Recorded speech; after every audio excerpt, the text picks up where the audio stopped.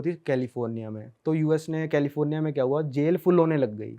तो जज ने वो प्रावधान पास कर दिया कि $950 तक की चोरी लीगल है। मतलब ऐसा नहीं है कि आप लीगल चोरी कर रहे हो, ऐसा है मान लो कि आपने चोरी कर ली, एक स्टोर में गए वॉलमार्ट में, आपने $200 की चीज़ें चोरी करके भागे, गार्ड वार्ड आपको वहाँ नहीं रोकते भाई, गार्डों का बस काम है खड़े होना, वो आपको नहीं रोकते, आप चले गए, आपके ऊपर पुलिस कोई इन्वेस्टिगेशन नहीं करेगी। पहली बात तो ठीक है, अगर मान लो पुलिस ने इन्वेस्टिगेशन कर भी दी तो जज आपको ऐसे ही छोड़ देगा। तो इस स्टोर में या पिक पॉकेट भी है कि भाई किसी को चोरी भी कर सकते हो, बटवा वटवा चुरा सकते हो? हाँ, तो ऐसा होता है यूएसए में कि भाई आपकी गाड़ी ना, ऐसे भी किस्से आए हैं, मैंने खुद देखा अपने सामने कि गाड़ी खड़ी है पेट्रोल पंप पे, हम पीछे पेट्रोल डलवा रहे थे, एक बंदा आया, गाड़ी साइड में लगाई, अच्छा खासा गाड़ी में आया, उसकी भी $15-20 की गाड़ी होगी, साथ वाली गाड़ी का शीशा तोड़ा, चीजें निकाली, चला गया। सामने सामने वो बंदा भी वहीं खड़ा है, चिल्ला रहा है, उस पर क्या कर लेगा भाई, वो कुछ नहीं होता। तो यूएस के हर राज्य में ये है। और अपना थोड़ा उसका बताओ, एलए का, वेगस का बताओ, कैसा रहा आपका? तो चलो पहले एलए का बता देता हूँ। एलए में था भाई, जैसे मान लो आपका ये स्टूडियो है, ठीक है, मान लो आपका स्टूडियो बिल्कुल प्राइम लोकेशन पे डाउनटाउन में है, बिल्कुल एलए में, और 5-6 लाख रुपए रेंट दे रहे हो इसका महीने का, ठीक है, और नीचे रह रहे हैं टेंट में लोग, जो फुटपाथ है ना उसमें लाइन से टेंट लगे हुए हैं, उसी में बंदा रहता है, उसी में उसकी टॉयलेट करता है, वो उसी में मूतता है, उसी में ड्रग्स लेता है, उसी में ड्रग डीलिंग करता है, उसी में सोता है। और आप सोचो डाउनटाउन में रह रहे हो, मैंने इस चीज़ पे वीडियो बनाई है, पूरे लाइन से टेंट लगे हुए हैं पूरे के पूरे एलए में। देखो सोचो, एलए हॉलीवुड कहते हैं भाई। हाँ। और ये चल रहा है वहाँ डाउनटाउन में, देखो साइड में हो एरिया समझ में आता है, पर डाउनटाउन में कैसे। तो अब वेगस का बताऊं? हाँ, वेगस का बताओ भाई, थोड़ा उसका बताओ। आप कहते कसीनो पसंद है आपको खेलना? हाँ, कसिनो में तो ये है यार, थोड़ा लिमिट में खेलो तो सही है, वरना वहाँ पे बर्बाद होते। तो मेरे सामने सामने लोग, मतलब वेगस में जाते हो ना तो ऐसा लगता है बहुत छोटे हो, आपकी कोई औकात नहीं है वेगस के सामने, ऐसा लगता है। मैं पहली बार लैंड हुआ, 3 दिन तक तो मैं इसी भुलावे में था भाई कि ना मैं तो यार कुछ भी नहीं हूँ इस दुनिया में, मैं तो बच्चा हूँ, और यार यहाँ पे लोग $1000 ऐसे ही लगा रहे हैं। मेरे को बड़ा डिप्रेसिंग फील हुआ था जब मैं लैंड हुआ। फिर 5-6 दिन बाद देखा कुछ नहीं है यार, यहाँ पे बसों में गांजा फूक रहे हैं लोग, बसों में गांजे की बदबू आती रहेगी। यूएसए में आप किसी भी शहर में जाओगे ना, अभी गए नहीं हो ना, किसी भी शहर में जाओगे ना, आप जैसे ही बाहर निकलोगे बस से या फिर गाड़ी में चल रहे हो, आपको गांजे की स्मेल आएगी। वैसे गांजा लीगल है पीना, लेकिन घरों में? हाँ, घरों के अंदर आप पी सकते हो भाई, पब्लिकली आप दारू भी नहीं पी सकते अमेरिका में। यूरोप में कहते हैं कि आप बियर वियर पीते हुए चल सकते हो, यूएस में इलीगल है वो, गाड़ी में भी नहीं पी सकते आप। और आप जब कसिनो जाते हो भाई, हमने तो ज़्यादा पता नहीं है कसिनो के बारे में, कार्ड गेम्स के बारे में हम, बट ऐसा होता है कि कसिनो में जब तक आप हारते नहीं, वो आपको निकलने नहीं देते, वो आपको और ट्रिक करते रहते हैं कि खेलो खेलो, ड्रिंक्स लाते रहते हैं और नशा कराते रहते हैं कि आप और जुआ खेलो। भाई कसिनो में ड्रिंक्स अनलिमिटेड फ्री हैं, कहीं पे भी जाओ आप, बस आपको वेटरेस को टिप देना ही पड़ेगा, ठीक है। तो $1 $2 देते रहो, फ्री कितनी भी ड्रिंक पीते रहो, पूरे दिन बैठे रहो वहाँ पे, कोई दिक्कत नहीं। उनको तो आपको नशे में करके पैसे निकलवाने हैं आपके, पर ऐसा नहीं है कि आपको मतलब वो आपसे पैसे छीन लेंगे या जब तक हारोगे नहीं, वो ऐसा कुछ नहीं है। वो आपको आगे सिंपल कह देंगे, hey buddy you are banned from this casino, आप बाहर चले जाओ बस। अच्छा, ऐसा होता है। और मतलब ऐसा फेयर रहते हैं वो, या ट्रिक चीटिंग वीटिंग करते हैं कि कसिनो ही जीतेगा या कस्टमर भी जीतता है? नहीं, मैं जीता हूँ ना, मैं एक रात में $1000 जीता हूँ $100 से, और एक कसिनो में मैं $600 और जीता था। पर फिर मैं धीरे धीरे, मैंने ना यूएस में कम से कम 25 से 30 कसिनो में खेला है, तो फिर धीरे धीरे इक्वल हो गया वो।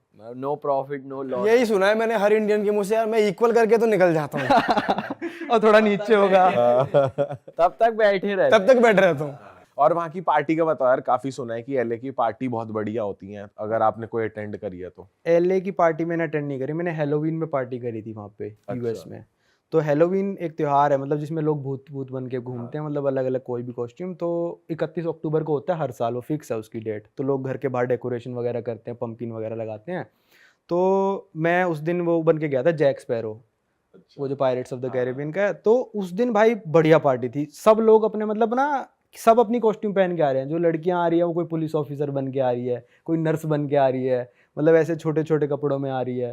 तो उस दिन मैंने करी थी ऑस्टिन में, टेक्सास में पार्टी, जिसको कहते हैं best Halloween party in US, Austin Texas में।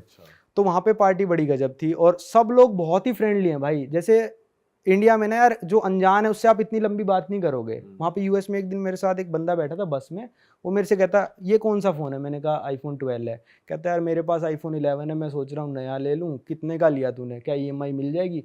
अनजान बंदा बात कर रहा है, यूएस में चलते चलते आपसे बात करने लग जाएंगे। तो ये बात बहुत अच्छी है। तो पार्टीज में इस चीज़ का बेनिफिट मिलता है कि आप किसी से भी जाके बात करोगे ना, और वहाँ पे लड़की को आप कॉम्प्लीमेंट दोगे, hey you are looking so beautiful, you are looking so sexy, ऐसे बोलोगे, वो उसको कॉम्प्लीमेंट ही लेगी, ऐसा नहीं लेगी कि मेरे को छेड़ रहा है या क्या कर रहा है, वो कहेगी थैंक यू सो मच। तो स्ट्रेट अप आप ये बोल सकते हो, वो माइंड नहीं करेगी कि आपने सीधा ही जाके बोला, और फ्रेंडली होती हैं वो। हाँ फ्रेंडली भी होती हैं बिल्कुल। मतलब यूएस का कल्चर मेरे को काफ़ी सही लगा, यूरोप से बेटर लगा मेरे को यूएस का कल्चर, पार्टी वगैरह के मामले में थोड़े ज़्यादा ओपन माइंडेड लोग हैं यूएस में। भाई आप एक ऐसे देश भी गए हो जहाँ पर 6 महीने, मतलब नॉर्वे के एक ऐसी सिटी में जहाँ 6 महीने दिन और 6 महीने रात रहती है। तो हाँ। उस एक्सपीरियंस के बारे में जरा बताओ, जब आप वहां गए तो क्या था, दिन था या रात थी, और आपकी बॉडी कैसे रिस्पॉन्ड कर रही थी उसको? भाई मैं देखने गया था नॉर्दर्न लाइट्स, वो जो ग्रीन कलर की लाइट्स होती हैं, भाई कैसा रहा वो एक्सपीरियंस? वो बताता हूँ आपको भी। तो नॉर्दर्न लाइट देखने गया मैं, गया वो दिखती है नॉर्थ में, सबसे जितना ज़्यादा नॉर्थ जाते जाओगे उतनी ज़्यादा प्रोबेबिलिटी आपकी दिखने की। तो मैं चला गया सबसे northern most settlement in the world. जैसे अपना जो दिल्ली होगा 13 डिग्री नॉर्थ या 20 डिग्री नॉर्थ पे कुछ ऐसा है, मतलब जो इक्वेटर से, तो वो था 78 डिग्रीज नॉर्थ, मतलब बिल्कुल पोल पे पहुंच गया था मैं। तो वहाँ पे जब मैं गया था शायद जनवरी में, और जनवरी में होता है 24 घंटे पिच ब्लैक अंधेरा। मतलब पिच ब्लैक का मतलब आप सोच लो कि जैसे 5 बजे थोड़ा सा दिन हो जाता है ना, वैसा भी नहीं, बिल्कुल ब्लैक, पिच ब्लैक। तो मैं जब लैंड हुआ सुबह 11 बजे, रात हो रही है, तो मैं अपने हॉस्टल पहुंचा 12 बजे के करीब, फिर मैं थोड़ा सो गया, उठा, फिर रात हो रही है, 3 बजे मैं गया रेस्टोरेंट पे खाना खाने। मैंने खोला मेन्यू, मैंने कहा ये चीज़ लेके आ जाओ। तो मैंने देखा डिनर मेन्यू है, मेरे दिमाग में चल रहा है मैं इतनी देर बाद उठाऊं, डिनर हो चुका होगा। तो कहती सर अभी तो लंच टाइम ही है, हम ये सर्व नहीं कर सकते आपको, ये डिनर मेन्यू। मैंने कहा सालो दोबारा आऊँगा अब मैं। मतलब वहाँ पे पूरे टाइम रात, मैं जब घूमने जाता था तो मेरे को ऐसा लगता था कि भाई कि अभी घूमने निकलूँ या 1 घंटे बाद, फिर मैं सोचता था अबे 1 घंटे बाद निकलते, रात ही तो हो रही है, बर्फ़ गिरती रहेगी, पूरे टाइम रात रहेगी वहाँ पे। और वहाँ के लोग कैसे, फ्रेंडली हैं या फिर कैसे? वहाँ के लोग भाई ऐसा है कि वहाँ पे शायद 3 या 4 हज़ार लोग रहते हैं बस, और वो 120 नेशनैलिटीज़ से रहते हैं वहाँ पे लोग, क्योंकि वो वीज़ा फ्री है। वो स्वालबार्ड जो टापू है ना, वो किसी भी देश के अंडर नहीं है, हालांकि नॉर्वे ने कब्जा कर रखा है उस पर आप जा सकते हो बिना वीज़ा के, आप ज़िंदगी भर रहो वहाँ पे, आपको कोई भी वर्क परमिट नहीं चाहिए, कोई कुछ नहीं चाहिए। तो वहाँ पे इतने सारे नेशनैलिटीज़ के लोग रहते हैं। और चीज़ें महंगी हैं सस्ती हैं? चीज़ें बहुत महंगी है भाई। वहाँ पे मैंने इंडियन खाना खाया था, मतलब रेस्टोरेंट इंडियन नहीं था, एक इंडियन डिश थी, तो मेरे को पड़ा था 3000 रुपये का, कुछ भी नहीं भाई, छोटा थोड़ा सा चावल और एक कटोरी में दाल आई थी। 3000 रुपये पड़े थे। और वहाँ पे इंडियन लोग बसे हुए हैं कुछ या फिर? नहीं, मेरे हिसाब से बहुत कम होंगे, मेरे को कोई नहीं मिला। मतलब वहाँ का कोई लोकल ऐसा नहीं है वहाँ पे? नहीं, सब बाहर लोकल से सब बाहर से आ रखे हैं वहाँ पे। और वहाँ पे मतलब अभी नहीं, ये तो महीना गलत हो गया, जून जुलाई में जाओगे तो 24 घंटे दिन, रात ही नहीं होती वहाँ पे। भाई यार बॉडी भी कैसे रिस्पॉन्ड करेगी यार, सो रहे हैं रात को 12 बजे और हो रहा है दिन, तो लगे ही ना, ये रियलाइज रशिया ही ना। वगैरह में भी होता है, पर रशिया में ऐसा होता है कि रात 3 बजे तक दिन रहेगा या रात 3 बजे तक रात रहेगी। मतलब जितना नॉर्थ में जाते जाओगे उतना, वहाँ पे 24-24 घंटे का चलता है। ये अलग ही सिस्टम है यार भाई सही में। और आप एक ऐसे देश में भी गए हो जहाँ पे अभी 1990 में लोग रह रहे हैं, ना इंटरनेट है ना कुछ है, उस देश के बारे में बताओ। 1990 में रह रहे हैं भाई उस देश में लोग। मैं गया, क्या नाम है उस कंट्री का? एरिट्रिया है अफ्रीका में, इथोपिया के ऊपर एक देश है एरिट्रिया। 1990 में जी रहे हैं वहाँ पे लोग। वहाँ पे भाई आपका सिम कार्ड बैन है, ठीक है। वहाँ पे आप सिम कार्ड ले सकते हो, उसमें मोबाइल डाटा नहीं चलेगा, आप इंटरनेशनल कॉल नहीं कर सकते। अब मैं मान लो अपने एयरटेल में या जियो में अपना डाटा डलवा के चला गया, वो नहीं चलेगा, मैं इंटरनेशनल कॉलिंग नहीं कर सकता उस देश से। मैं जैसे ही लैंड हुआ मेरा फ़ोन तो डब्बा बन गया, सिग्नल आने बंद। वहाँ पे वाईफाई बैन है। फोन कैसे हैं वो, नोकिया वाले यूज करते हैं वहां लोग या फिर नहीं, Apple टच स्क्रीन है, एप्पल वगैरह तो नहीं देखा मैंने। तो वहाँ पे जैसे ही मैं उतरा फ़ोन अपना बंद हो गया, वाईफाई है नहीं होटल में, वाईफाई बैन है।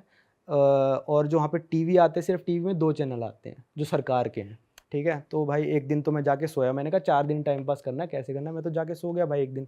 अगले दिन उठा, मैंने कहा यार अब मैंने सुना था कि यहाँ पे साइबर कैफ़े हैं, जैसे इंडिया में साइबर कैफ़े होते थे, तो मैंने कहा साइबर कैफ़े ढूंढते हैं। साइबर कैफ़े ढूंढा मैंने कहा भाई मेरे को 1 घंटे का नेट चलाना है, तो वो वाईफाई का पासवर्ड दे देंगे, उनके पास वाईफाई है, वाईफाई का पासवर्ड दे देंगे। मैंने वाईफाई ऑन किया, चलाना शुरू किया। मैंने कहा मैसेज आ रहे हैं मेरे व्हाट्सएप पे, मैं भेज रहा हूँ ना, एक मैसेज 5 मिनट में सेंड होता है भाई। मतलब वहाँ पे स्पीड है 5 KB पर सेकेंड, 10 KB पर सेकेंड, 15 KB। तो आप जहाँ वहाँ पे होटल वगैरह में रह रहे थे वहां भी वाईफाई नहीं था, सिर्फ साइबर कैफे? सिर्फ साइबर कैफे लाइसेंस वाले, क्योंकि वो सब ट्रैक करते हैं ना मैं क्या चला रहा हूँ, क्योंकि वहाँ डिक्टेटरशिप है। अच्छा। हाँ, तो वहाँ पे सब लोग ज़्यादातर आपको मिलेंगे साइकिल पे घूमते हुए, क्योंकि 1990 से अभी तक वहाँ पे एक भी गाड़ी इंपोर्ट नहीं हुई है, इंपोर्ट बैन है वहाँ पे। वहाँ पे जितने भी वहाँ पे ऐसे हैं गेमिंग पार्लर, जैसे यहाँ पे नहीं होते थे कि हम गेम खेल रहे हैं जाके साइबर कैफे में, तो उन्होंने PS5 PS4 मंगवा रखे हैं, पर अपने परिवार वालों से जो बाहर रहते हैं उनको पैसे दे दिए $500, भाई मेरा अगली बार आए PS5 ले आइयो। अब उस PS5 पे 1 घंटा गेम खिलाते हैं, वो किराए पे देते हैं उसको।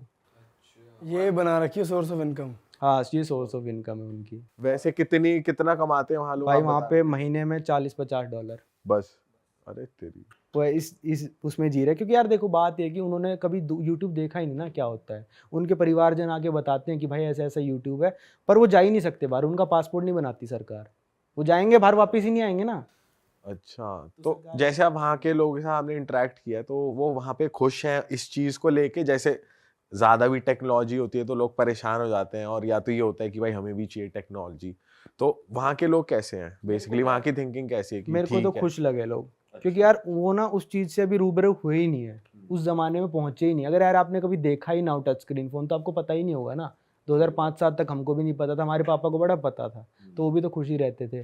तो फिर वो लोग खुश हैं, पर जो बाहर चला जाता है वो आके बताता है, फिर तो पक्का चिढ़ते होंगे अपने यार दोस्तों से। हाँ, पॉपुलेशन भी कम होगी फिर उस कंट्री की। पॉपुलेशन तो ठीक ठाक है, पता नहीं मेरे को कितनी है, और पर महंगाई है वहाँ पे। महंगाई भाई वहाँ पे जितने भी कैफ़े बने हुए हैं, लाइन से जो कैफ़े होंगे, रेस्टोरेंट होंगे, $40-50 सैलरी जैसे मैंने बताया, पर मैं पिज़्ज़ा खाने गया तो $10 का है।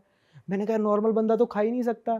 तो वो बंदे वो खा रहे हैं जो बंदा बाहर चला गया, बाहर की सिटीजनशिप ले ली, बाहर कमाई कर रहा है, उन लोगों के लिए कैफ़े खोल रखे हैं। नॉर्मल बंदा वहाँ नहीं जाता भाई कैफ़े में। एक पानी की बोतल वहाँ पे $2 की आती है, कैसे पी लेगा यार वो बंदा।